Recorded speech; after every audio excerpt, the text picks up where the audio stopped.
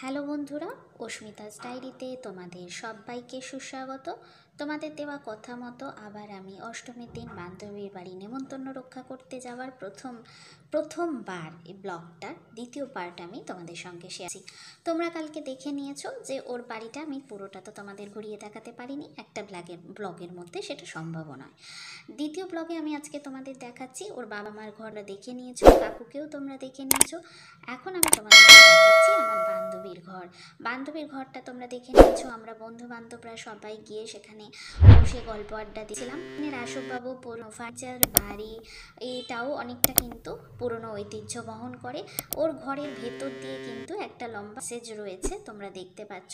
সেই প্যাসেজটার ভেতর দিয়ে কিন্তু বাবা মার ঘরের পাশের ঘরটাতেও যাওয়া যায়। এদিকে একটা ছোট্ট লম্বা ফালি রয়েছে, এখানেও কিন্তু বেড সিস্টেম রয়েছে। তোমরা বলবে এই ব্লগগুলো তোমাদের কেমন লাগছে, পেতে কিন্তু তোমাদের আমার অস্মিতাস ডায়েরিকে ফলো করতে হবে। এছাড়া তোমরা YouTube channel, Facebook page and ইনস্টাগ্রামকেও ফলো করে রাখতে পারো। তোমাদের সাপোর্ট আর ভালোবাসা ছাড়া আমার পক্ষে এগোনো সম্ভব নয়।